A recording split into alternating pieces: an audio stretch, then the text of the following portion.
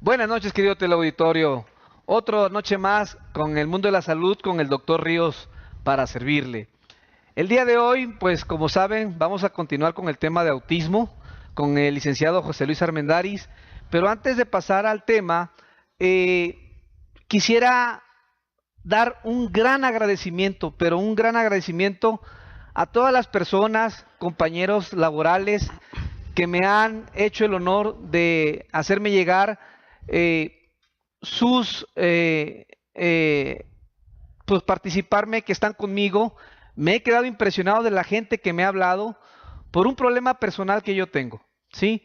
Amigos del trabajo, amigos de algunos lados me han hablado por la problemática la cual estoy pasando en este momento y que no la busqué, pero pues al menos ya la tengo. Eh, He de buscar algún tipo de solución para esta problemática. Eh, no considero que esto sea un problema mayor. Yo creo que los problemas hay que afrontarlos. Creo que en semanas anteriores he tenido expertos en salud mental y como tal, la salud mental juega un rol importante en la vida diaria de las personas, juega un rol importante en el ánimo de las personas para trabajar y juega un rol importante en desempeñar para una mejor vida y salud. Y créanme que muchas veces el estar trabajando bajo presión, bajo algunas situaciones de desgaste, pues lo único que hacen es enfermarnos. Aquí en este programa pues nos dedicamos precisamente a la salud. Eh, bueno, después de todo esto, vuelvo a repetir, de veras agradezco enteramente, sobre todo a compañeros de trabajo, por su solidaridad hacia mi persona y hacia mi problemática. Y de veras, mil gracias. Y también quiero agradecer y mandar un saludo y una felicitación al profesor Gadiel y a su esposa, que fueron padres y que todo salió, gracias a Dios, bien. El profesor Gadiel le mando un saludo y de veras muchas felicidades por su bebé. Ahora bien, continuamos con el tema del autismo. Licenciado José Luis, buenas noches, ¿cómo está usted? Buenas noches, doctor. Muchas gracias. Muy bien, gracias Gracias, por la licenciado. invitación. Pues obviamente y nuevamente continuando con el tema del autismo, si gusta, quiere que empecemos con Sí, las preguntas que claro que quedaron sí. pendientes. Adelante. Bien, muchas veces pues dentro de las preguntas de las personas que estuvieron hablando, ¿va? Como que no quedó muy claro las diferencias entre autismo, entre síndrome de Asperger y déficit de atención. Ajá. ¿Nos puede decir algo al respecto, licenciado? Sí, siento que quedó así como confundieron el que el TDA estaba dentro del trastorno del espectro autista. Sí, Entonces, bueno, nada más para hacer como que el diagnóstico diferencial. sí, Asperger y que entra dentro del espectro autista. sí, Es una forma más funcional. El TDA es el trastorno por déficit de atención, bien, pues es un conjunto de manifestaciones clínicas que afectan el aprendizaje bien, y la conducta. ok, Entonces, eh, el trastorno del espectro autista es un trastorno mental profundo sí, que afecta de manera, como lo dice el espectro, a mayor o menor grado, bien, las cuestiones sociales, conductuales y comportamentales. Pero a grandes rasgos podemos decir que los muchachos con TDA son personas que tienen dificultades en el aprendizaje, en los estudios, atención dispersa, malas calificaciones, que no tienen nada que ver con la inteligencia. Igual ya con atención con atención debida, pueden ellos desarrollar estrategias para mejorar calificaciones. Entonces, pues esa era como que las dudas que yo vi en los comentarios que hicieron, ¿no? Que sacar al TDA del espectro autista, y era una de las dudas que que tenían. tenía las personas, ¿verdad? Así No, es. gracias, muy, muy clara. Ahora bien, Sí, ¿cuál es la situación emocional de una familia tras recibir el diagnóstico de autismo? Y eso es importante porque para cualquier trastorno o enfermedad, por ejemplo, alguien que le digan, tienes cáncer, el impacto es tremendo, o tienes, qué sé yo, ¿no? En este caso, hablando del trastorno del autismo, ¿cuál sería o cuál es la situación emocional, usted que está más cercano a la familia, de este tipo de pacientes, ¿cuál es la emoción que usted recibe y capta de la familia? Ajá. Para empezar, es algo que no todas las personas no tienen información, no es algo común. Es diferente por ejemplo, al TDA. Ya lo relacionan inmediatamente. Ah, TDA, sí, un problema de aprendizaje, va a tener problemas para estudiar, para sacar buenas notas, para atender al maestro, para eh, interactuar adecuadamente dentro del salón, porque el TDA, por ejemplo, tiene algunas comorbilidades como impulsividad o hiperactividad, entonces a lo mejor es un niño vago. Luego se hacen a esa idea, ¿no? Y las expectativas que tienen, ah, mm, pudieran ellos relacionarlas rápidamente, pero sucede diferente con el autismo. Damos el diagnóstico de autismo y es diferente decirle a un papá, tu niño tiene problema de aprendizaje, a decirle, tu hijo tiene autismo. Para empezar hay desconocimiento, como les decía ahorita, y aparte de ese desconocimiento, ¿qué es?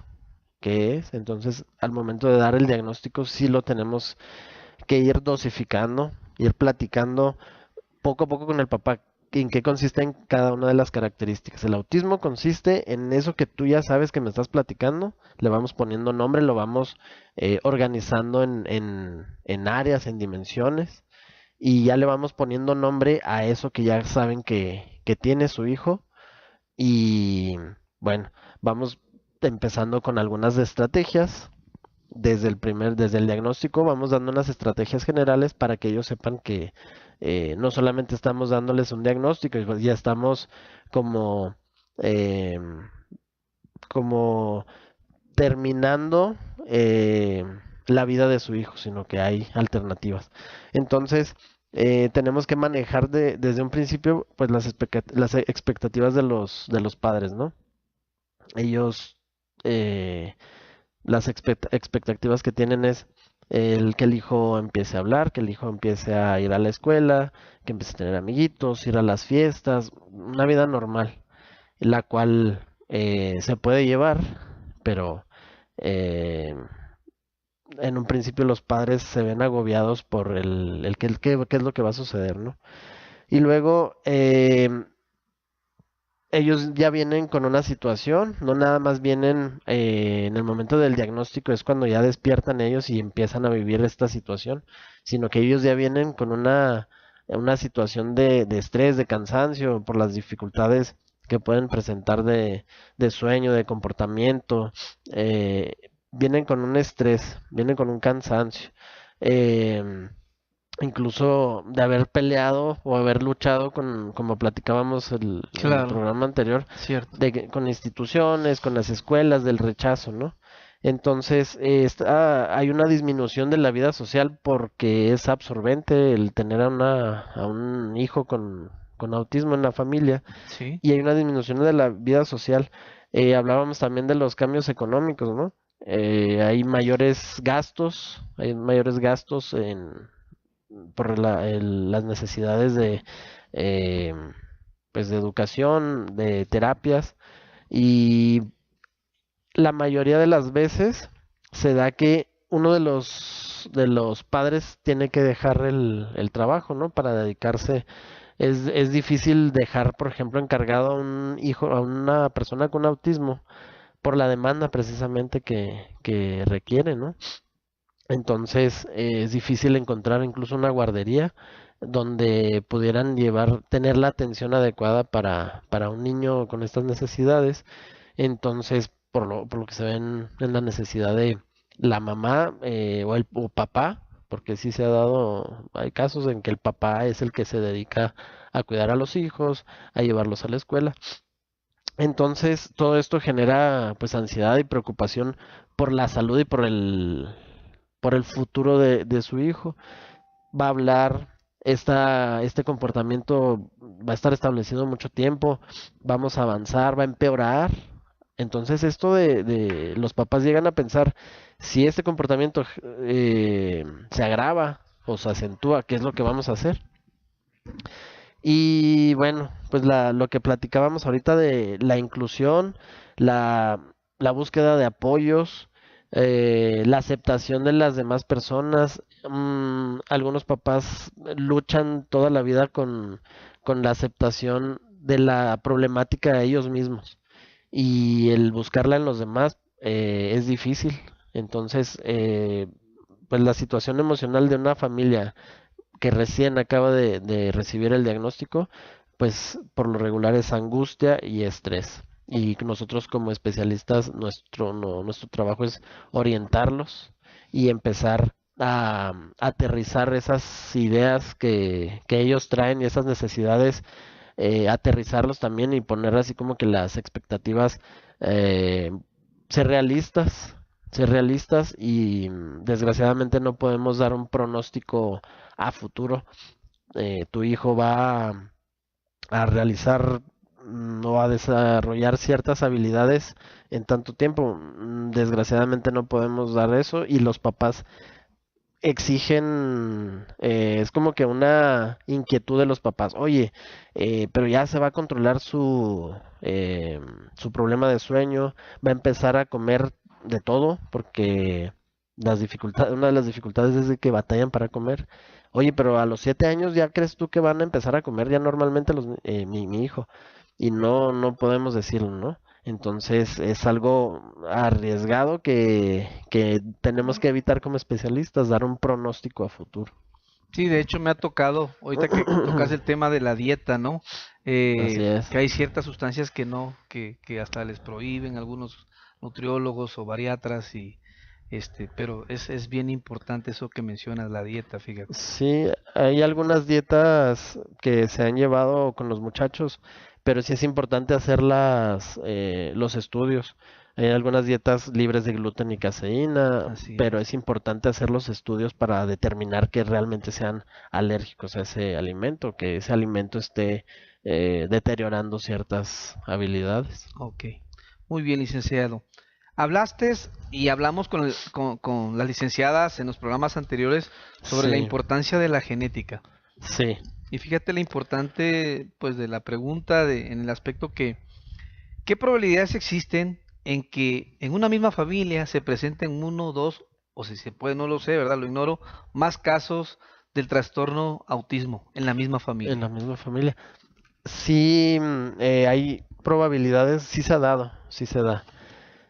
No hay eh, no hay un alto índice o no se ha comprobado que realmente se vaya a dar en las familias, pero lo que sí está comprobado es que por lo regular cuando se presenta llega un hijo con autismo, alguno de los hijos va a presentar alguna problemática, ya sea eh, trastorno por déficit de atención, un problema motriz, un problema de aprendizaje. Entonces, es importante estar monitoreando a las familias. Los padres tienen que estar monitoreando los signos. Cuando se trata de autismo, los papás pueden por eso es importante hacer como un registro ya cuando se hace el diagnóstico de los niños. Los signos de alarma, ¿cuáles son? Y tener los papás bien presentes cuáles son los signos de alarma. Y nunca tratar de comparar a los hermanos, pero sí.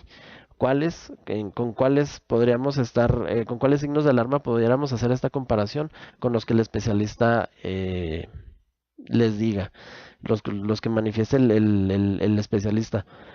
Es importante, sí se han dado casos de gemelos con autismo, con Asperger, e incluso familias de 6, 7 hijos, con 6 o 7 hijos y todos con autismo. No es una generalidad, pero sí se ha dado.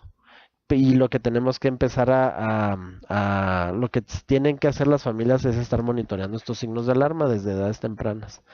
La, los,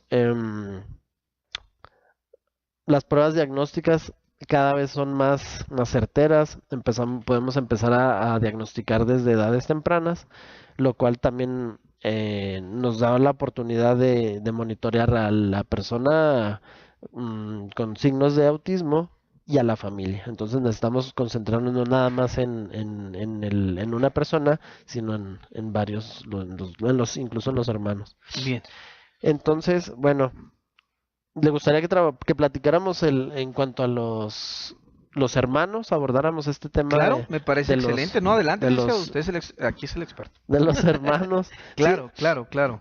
bueno, al momento de hacer el diagnóstico de autismo en la familia, Sí, nos vamos a concentrar en las terapias y en la educación de la persona con autismo, pero es importante también tomar en cuenta a los hermanos. bien, ¿Cómo se los vamos a informar?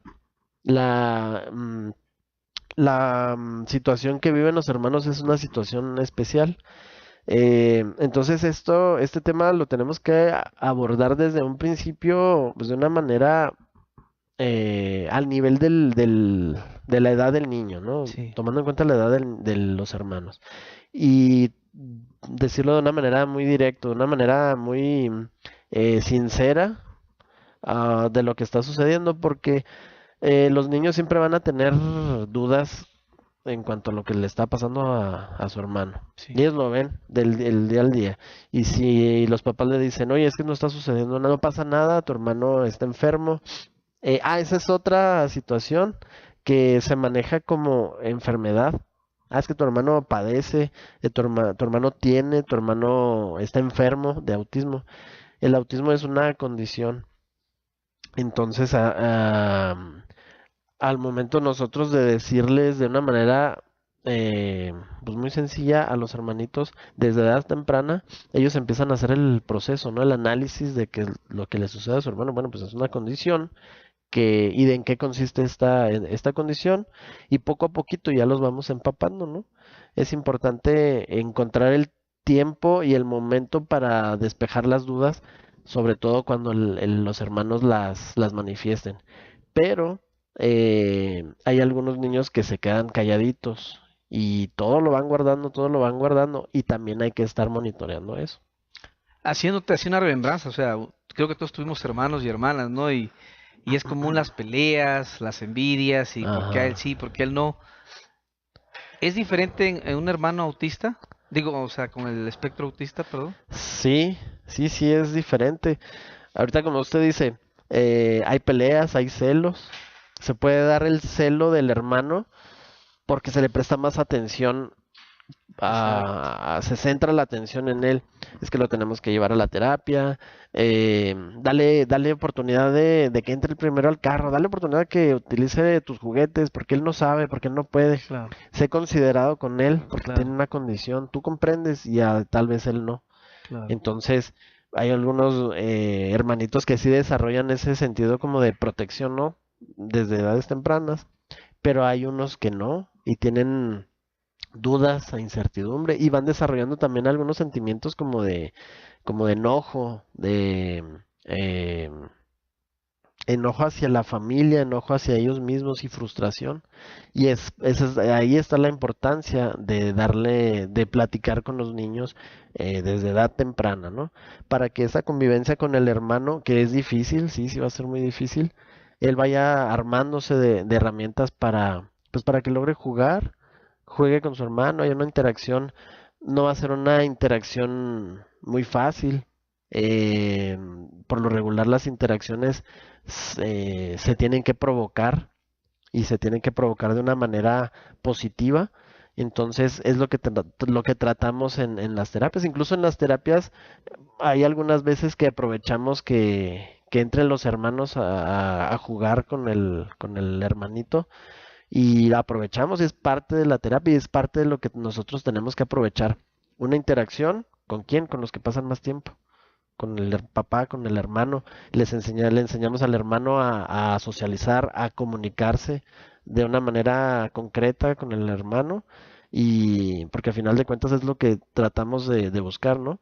Que la persona con autismo tenga esas herramientas de comunicación efectiva, positiva y las habilidades de interacción, habilidades de conductuales positivas y adecuadas que se pudieran utilizar en un ambiente de familia, en un ambiente escolar, en un ambiente de esparcimiento. Entonces, bueno, siempre dando a los hermanos un mensaje positivo, no centrarnos en los errores, en las debilidades. Siempre es importante como manejarle al hermano. Mira, tu hermano puede hacer esto y tú también. ¿Cuáles son tus habilidades? ¿Cuáles son descubre las habilidades de tu hermano?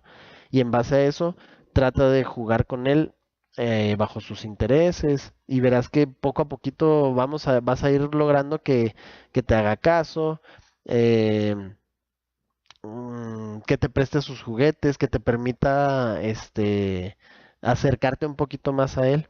Hay veces que es que no me deja, que manifiestan los hermanos, no me deja jugar con sus juguetes, me pega, entonces yo le pego, entonces se va haciendo como una relación pues de conflicto.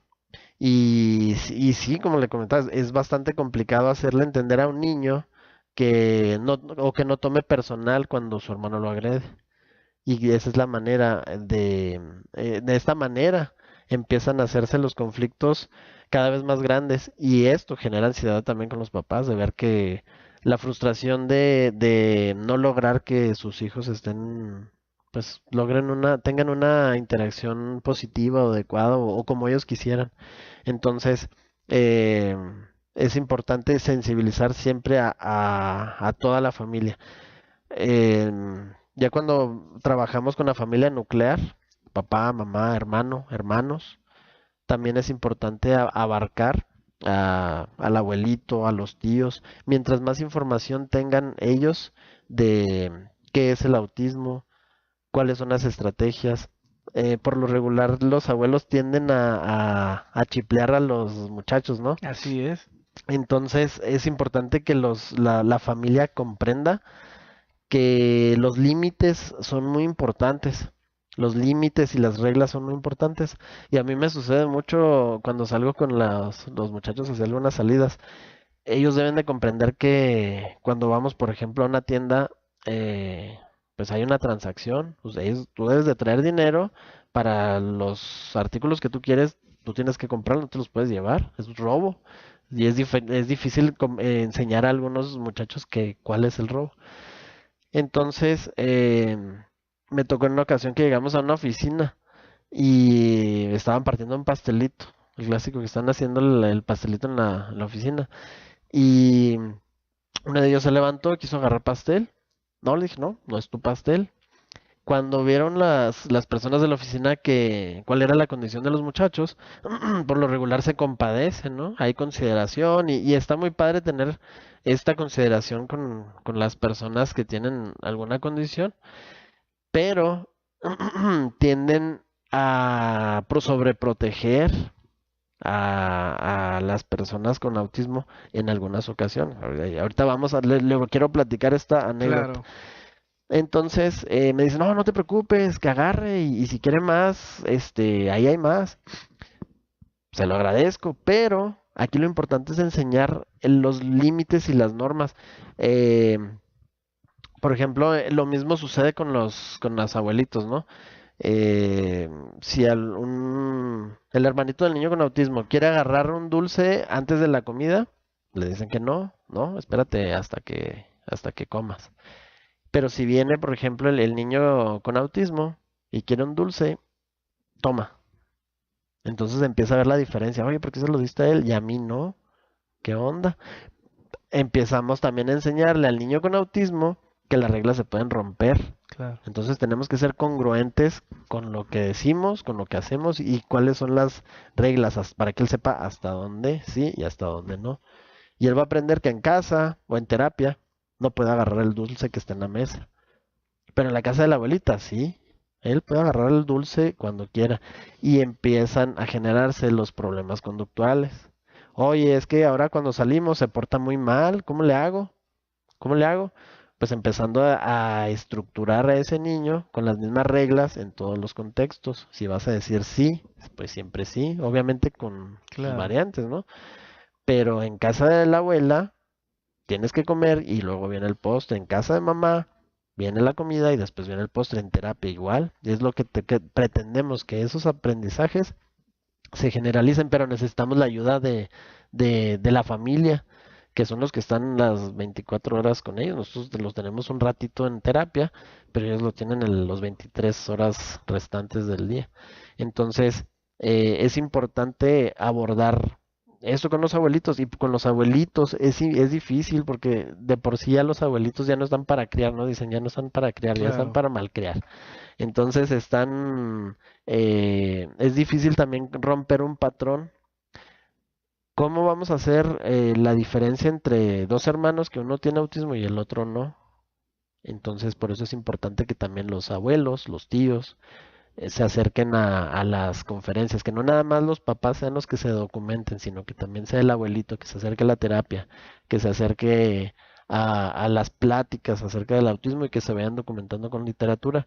Eh, es común ver a las mamás en las conferencias, en las pláticas acerca del autismo, pero son pocos los abuelos, los tíos que se acercan. Y ellos son los que se tienen, sería muy importante, muy enriquecedor que ellos se acercaran también a la terapia incluso. Fíjate que mencionas algo muy importante porque ahorita que mencionaste de que siempre, y yo creo que todos lo hemos vivido, ¿ah? Del abuelo, de los hijos, de los suegros, de los padres, como que de repente siempre hay un preferido, no necesariamente que tenga autismo, hay un preferido ahí, ¿no? Y sí provoca problemas. Ahora eso es en pacientes que no tienen el espectro autista, Ajá, pero en niños normales. Algo que sí te quería mencionar, o sea, a veces los primos ajá, también influyen mucho, porque no sé si te ha pasado, nosotros de niños, o sea, el primo que llega y te empieza. Ahora, con un niño autista, pues mucho más, ¿no? Sobre todo con niños chiquitos que a veces no tienen filtros. Oye, mamá, esto, oye, esto. O sea, así eso es. también es importante para la educación y el control del paciente con espectro autista. Este, pues yo pienso, ¿no? A salvo tu mejor criterio, que a lo mejor lo ideal sería pues en un núcleo familiar la terapia pues lo más que abarque lo más alejado se puede por decirlo, ¿no? O sea, primos, como tú dijiste, abuelos, primos, tíos, no sé, pienso yo, no sé tú tendrás la mejor opinión en ese aspecto. Sí, hay veces que incluso hay familias que se alejan de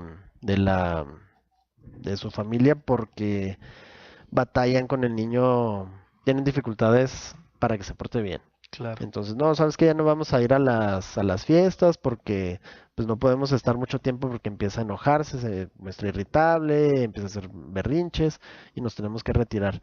O familias que no le dan el diagnóstico a- al resto de la familia, me ha tocado. Oye, hubo una reunión familiar y no pudimos ir y o sea, yo me doy cuenta, ¿no? Se va el papá, se fue a la reunión y nosotros claro, nos quedamos en casa. ¿Y ustedes por qué no fueron? No, lo que pasa es que ahorita todavía como los abuelos no saben del diagnóstico, pues todavía no los queremos como angustiar. claro. Entonces, eh, si se da la situación, ahorita también como decía usted, ¿qué pasa con los niños cuando, oye, ¿qué tiene tu niño? ¿Qué tiene? ¿Por qué no habla? ¿Por qué llora? ¿Por qué siempre se la pasa peleando? ¿O por qué habla? ¿Por qué dice eso? ¿Por qué camina de puntitas? Ahí esos son los momentos que tenemos que aprovechar y no hacerlo como un tabú, ¿no? No, no Claro. podemos hablar de eso, no preguntes. Se daba antes los muchachos con autismo en los años 50, años 40, que los tenían encerrados, ¿no? Los consideraban locos, eran los locos. Algunas personas que andan en situación de calle los los ve uno y dice, ah, mira, esas características no es de un loco, es de una Claro. persona con autismo, pues en situación de calle.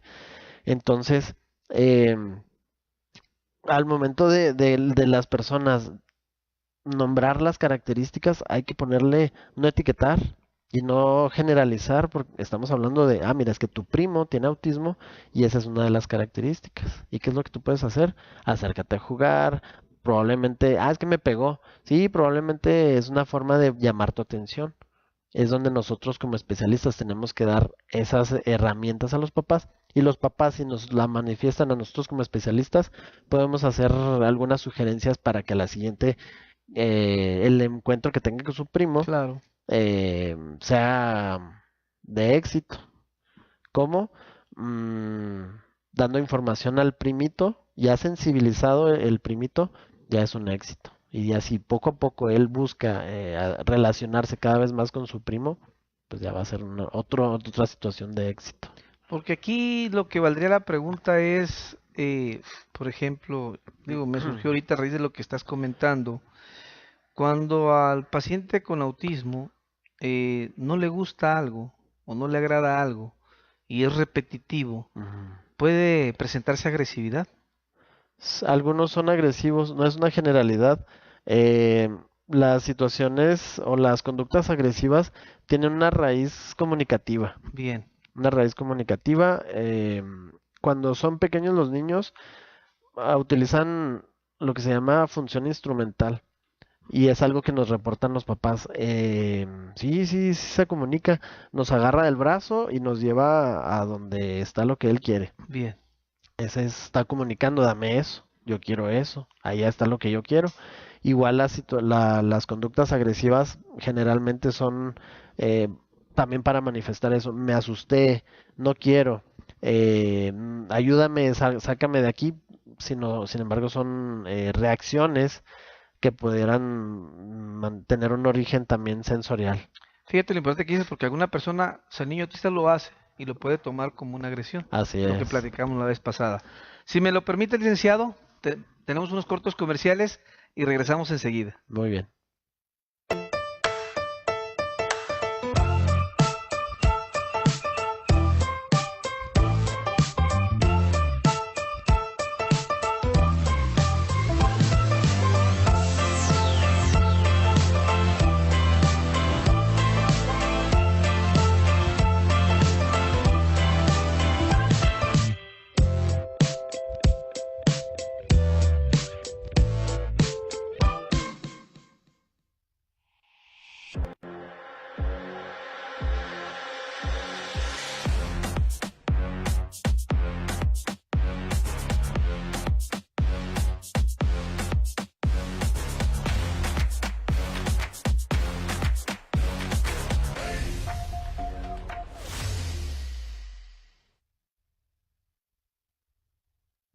Regresamos, querido teleauditorio, y si me lo permite, licenciado, ya sabes, pues tenemos intervenciones de nuestro amable teleauditorio, si me Muy lo bien. permites. Claro, adelante. Martín Sánchez, que siempre nos sigue semana con semana, un saludo. Aarón Peralta también, un saludo muy grande a Aarón Peralta. Carlos Javier Armendaris, gracias. Paola Gutiérrez, el señor Guadalupe Ruiz también nos está viendo. Eh, Silvia Manqueros, Jorge Morales, Susana Valerio, Carmen Leticia Rey Cepeda, Sandy Tehuitzil desde Cholula, Puebla, María Pacheco, Nancy Areli Contreras nos está viendo, un saludo para ellas. Mariposa Lunar está viendo el programa también. Sandra Castañeda, Juan Pérez, Nelly Amador, gracias y felicidades por usted. La doctora Rosalía Burrola también, le mando un gran saludo.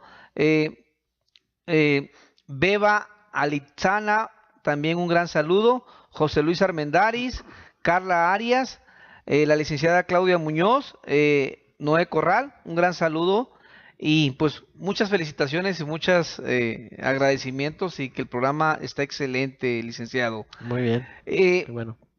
¿Algo que quieras ahondar sobre lo de la plática que damos ahorita antes del comercial? Sí, lo que estamos platicando ahorita de las reacciones agresivas que pudieran tener las personas con autismo, que tienen un origen comunicativo. Pues entonces es importante que se aborde en terapia cuál es el origen de este comportamiento. También una de las causas puede ser cuestiones sensoriales. Las personas con autismo pueden ser hiporreactivas o hiperreactivas ante estímulos sensoriales. Un ejemplo y una de las cosas que las personas creen o tienen la creencia acerca del autismo, que a las personas con autismo no les gusta el contacto físico, que van a rechazar siempre.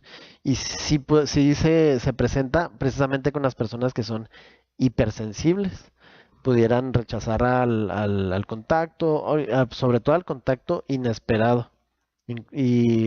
Pero lo más común es de que presenten rechazo ante ciertas texturas, algunos estímulos. Los papás algunas veces reportan que los niños se quitan la ropa y se acuestan en el piso, a pesar de que esté, por ejemplo, ahorita en el invierno, que se acuestan en el piso. Entonces, estos niños son hiposensibles, ellos están buscando el estímulo. Y las personas que son hipersensibles van a rechazar este tipo de estímulos muy contrastantes. Las personas hipersensibles van a rechazar, por ejemplo, las etiquetas de la ropa. En tiempo de frío no aguantan, no toleran varias, Abrigarse mucho, ajá, pesado. sí, varias capas de ropa, no la toleran mucho. Bien. Entonces, oye, mi niño en la noche lo tapo, le pongo las cobijas y se las quita. Se quita la pijama o incluso sale a la calle sin la chamarra. Entonces, esta es la situación. Las personas que se muestran agresivas, por lo regular van a ser hipersensibles, porque van a ser estos estímulos, es difícil para ellos como procesar, hay una dificultad en la modulación y lo que va a generar pues una reacción inesperada o agresiva como platicábamos ahorita. La hipersensibilidad genera ansiedad, genera estrés, y al contrario, las personas que son hiposensibles son los que buscan el estímulo, ¿no? El hipersensible hay unas personas que son hipersensibles vestibularmente o en el área vestibular y ellos van a evitar el movimiento. Son los hipersensibles, tienden a estar sentados, no se suben a los jueguitos, no suben escaleras, son Claro. temerosos. Y los hiposensibles, pues son todo lo contrario, son los vagos. Sí, Andan brincando, suben, bajan, corren y cierto. hay ahí es peligroso. Es peligroso tener un hiposensible sin vigilancia porque son los que no miden el peligro. Se suben a lo más alto, se resbalan y en los jueguitos son los más temerarios. Exactamente. Fíjate que lo que dices es muy cierto.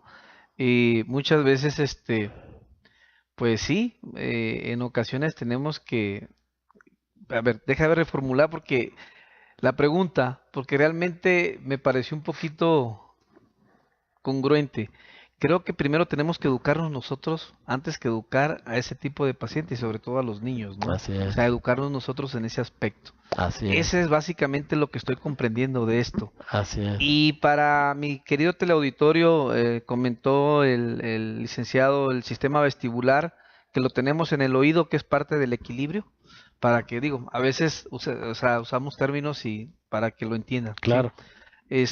¿Algo más que quieres comentar al respecto Bueno, con este detalle? eso sería, yo creo que a grandes rasgos la situación de los hermanos y de la familia, ¿cómo se abordaría? Ah, ok. Eh,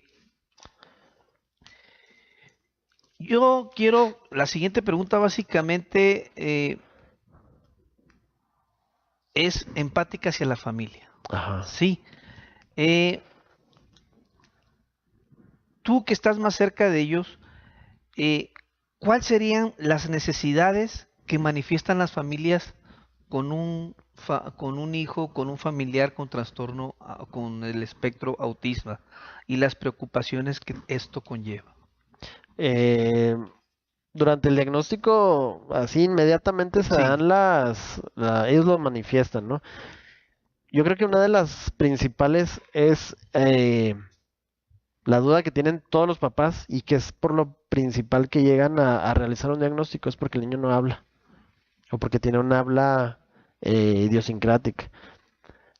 Entonces, hay algunos papás que les interesa más si va a hablar el niño que el diagnóstico. Sabes que tu niño tiene autismo y el autismo consiste en esto y en esto. Sí, pero va a hablar. Entonces es donde tenemos, así como decía usted ahorita, lo importante es documentarnos nosotros. Entonces aquí lo importante es documentar al papá. Muchas veces el lenguaje se va a dar o no se va a dar, pero aquí lo importante es como ir priorizando, ¿no? ¿Cuáles son las necesidades de tu niño? Si es un niño que tiene una conducta difícil, Entonces hay que abordar la conducta y el lenguaje quedaría como en segundo, el segundo puntito, ¿no? El segundo objetivo, Bien, lo cual se trabaja de manera integral, ¿no? claro. Pero el papá dice, oye, ¿sabes qué? Yo quiero que mi hijo ya hable y lo estoy llevando a terapia de lenguaje y tiene una conducta terrible, ¿no? Entonces, ¿qué es lo que tenemos que hacer? Sensibilizar al papá. Mira, lo importante ahorita es que tu hijo empiece a tener autorregulación, que logre mejorar la conducta y mejorar la socialización para que permita que el terapeuta logre aplicar las estrategias de lenguaje y podamos sacar el lenguaje. Entonces, ¿qué es? Controlar la conducta, que tenga esos prerequisitos de los que hablábamos la vez anterior, para que esté sentado, para que atienda y así podamos empezar a trabajar con él otras habilidades de lenguaje, académicas. Pero hay veces que el papá dice, no, es que céntrate en el lenguaje, sí, pero la conducta es la que nos va a permitir desarrollar el trabajo en terapia.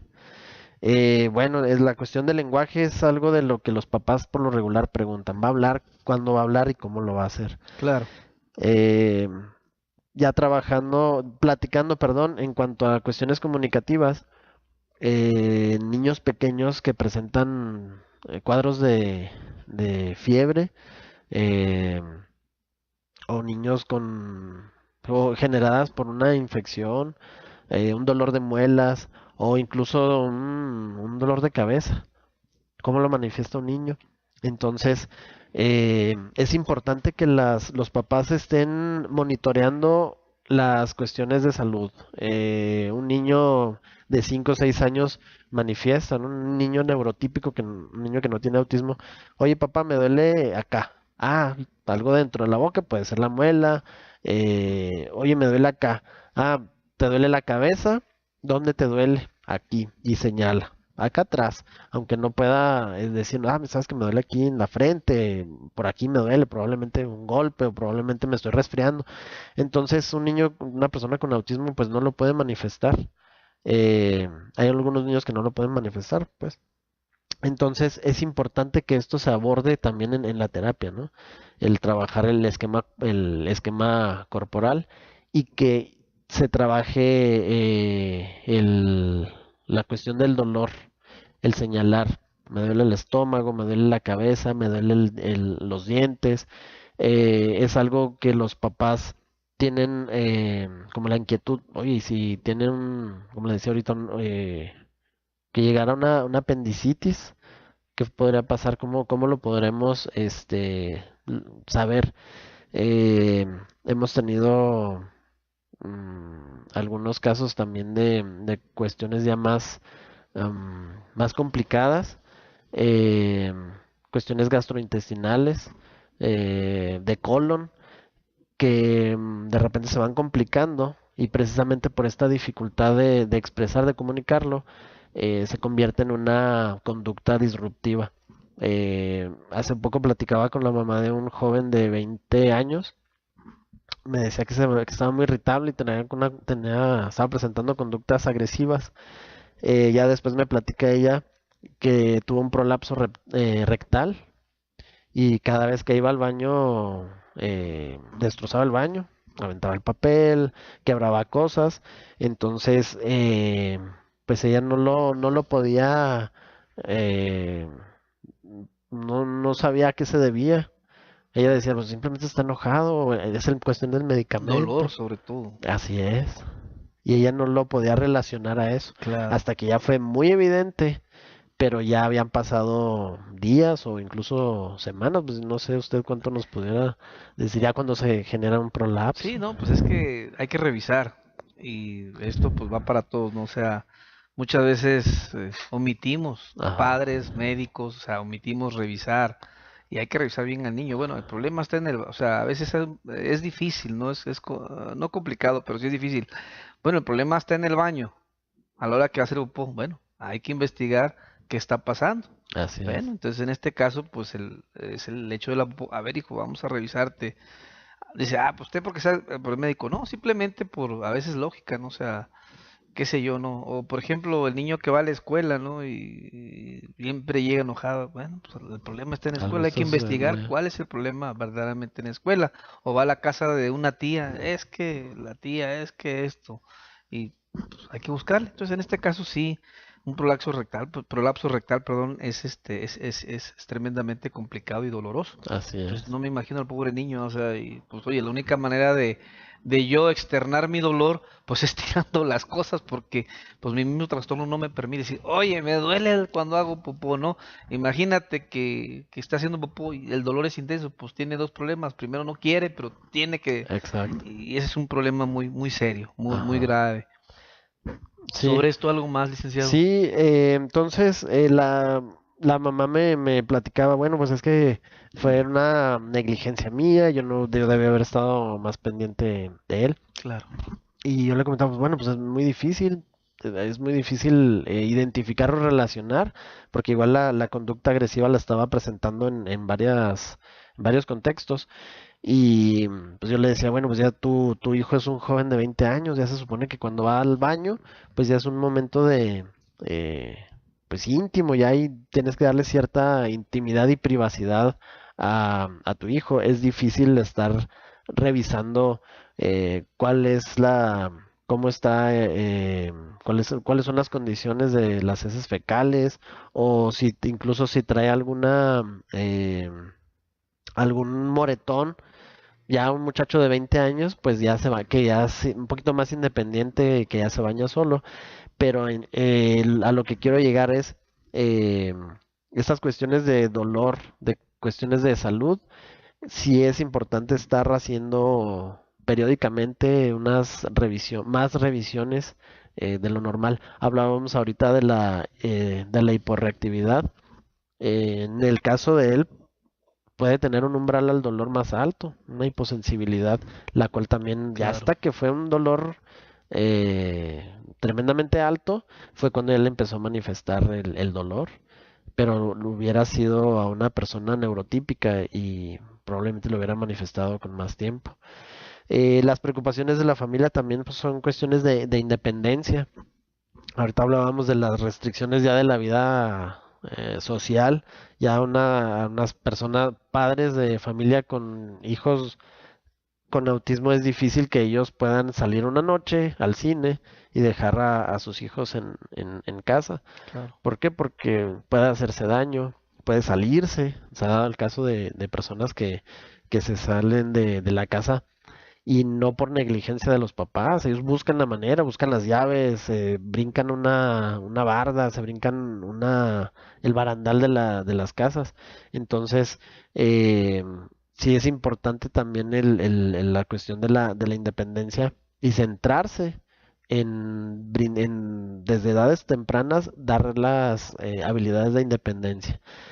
Eh, los papás por lo regular, ahorita que platicábamos del lenguaje, quiero que mi hijo hable, quiero que mi hijo empiece a leer y empiezan a llevarlos a clases de lectura y escritura. Bueno, tu hijo empieza con las letras o te estás entrando 2, 3, 4 años en que tu hijo aprenda a leer, pero tu hijo no sabe servirse un cereal, tu hijo no sabe ponerse los calcetines, pero ya lo estás llevando a que aprenda las letras, entonces es importante centrarse en estas, como que a la par, ¿no? Darle importancia a cuestiones de independencia, el vestido, el desvestido, lavado de dientes, um, el que utilice sus artículos de De higiene. escuela, y de higiene a la par de estar enseñando habilidades académicas. Entonces, bueno, otras de las preocupaciones es la mala conducta se va a establecer siempre. Mm, sabemos que la etapa pues, de las personas son varias. La etapa de la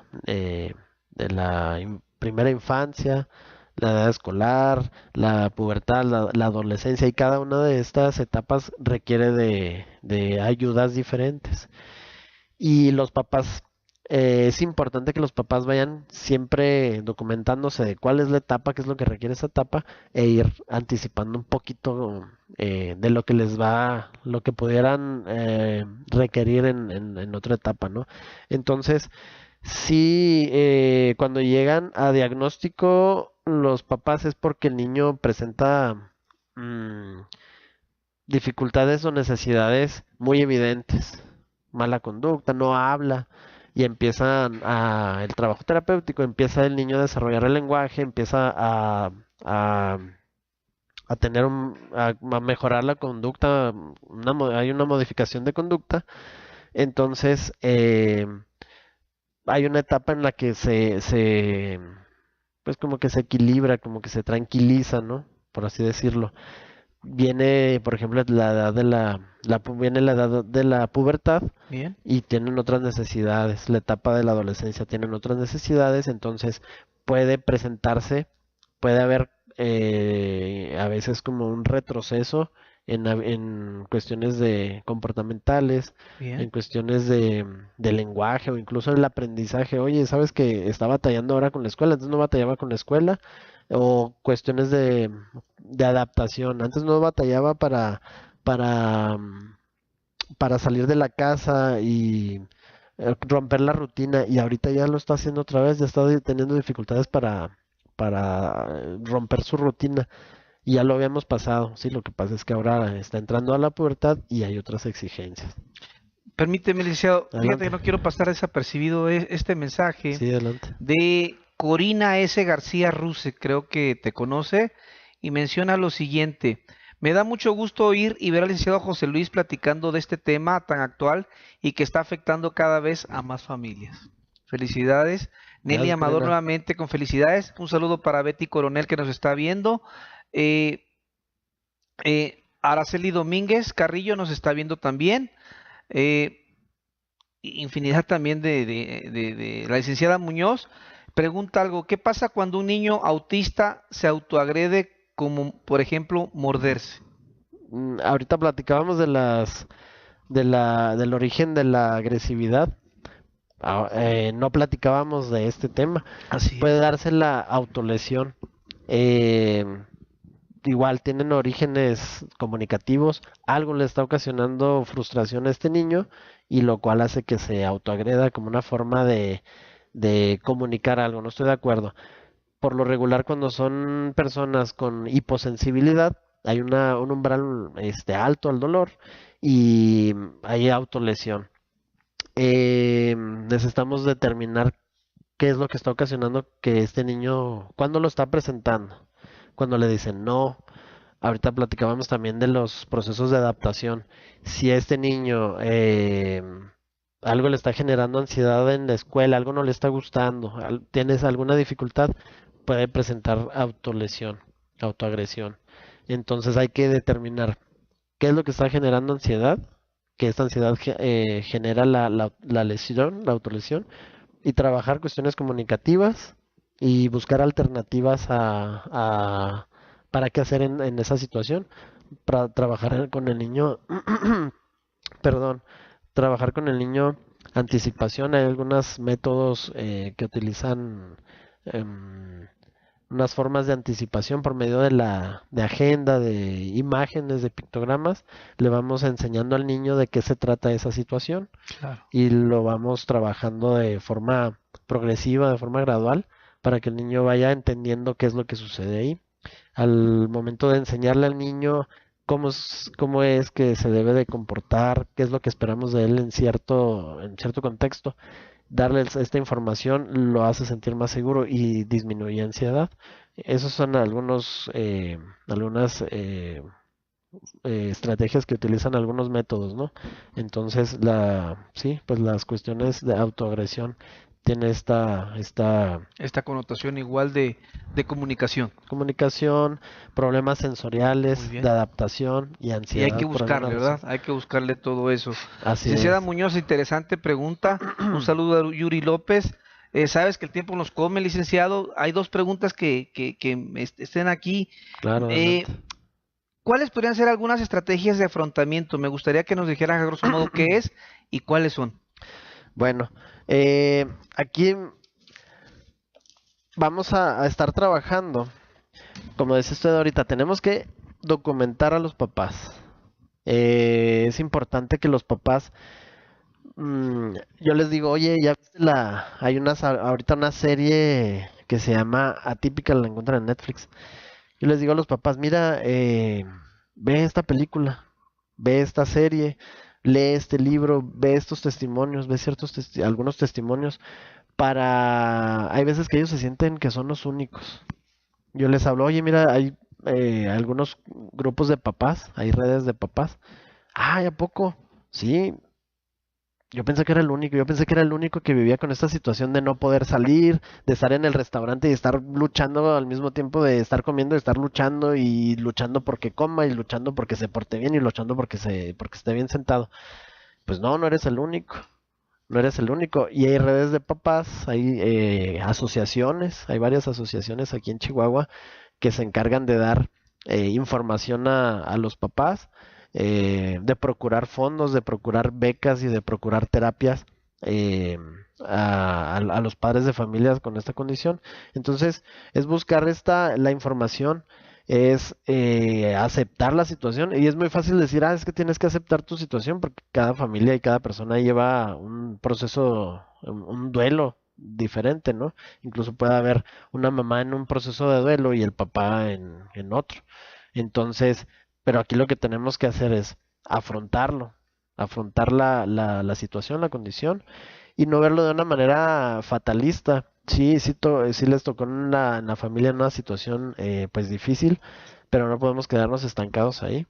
Lo importante es buscar los apoyos y la información te va a dar eh, la determinación para escoger también ciertos métodos, rechazar ciertas cuestiones que pudieran ser perjudiciales para el niño. Hay algunos métodos eh, donde en España, por ejemplo, han estado cancelando algunas conferencias de algunas personas que están dando cloro, se me fue, le están dando algunas sustancias a los niños y lo manejan como cura del autismo. Entonces, un papá ya documentado, que haya ido a conferencias, que ha ido a pláticas, que esté de cerca, en contacto con su especialista, pues vas a saber determinar, oye, no, ¿sabes qué? Las investigaciones o novedades acerca del autismo indican que pues eso no es bueno para mi hijo, entonces ellos ya pueden escoger, incluso eh, si el terapeuta le comenta al papá, oye, sabes que este método, te ofrezco este método, él ya puede escoger si lo acepta o no, y él ya tiene el poder de decisión de saber si ese método le sirve o no le sirve, o si las estrategias que están utilizando son las que él necesita. Ya puede decir, oye, ¿sabes qué? Eso lo que le estás trabajando, pues no es como que lo que yo necesito, o saber determinar en este momento yo necesito concentrarme en la conducta del niño. Yo necesito concentrarme en la socialización del niño. Dame esas herramientas. ¿Qué tienes tú para ofrecerme para cubrir esas necesidades? Claro. Muy bien, licenciado. Por último, ¿cuáles crees que serían los apoyos que podrían encontrar las familias o a las familias en algunas instituciones que sean dirigidas a las familias? Que sean dirigidos. Los apoyos que pueden encontrar, pues son las que comentábamos ahorita. Terapias enfocadas en algunos métodos para las personas con autismo. El apoyo de becas.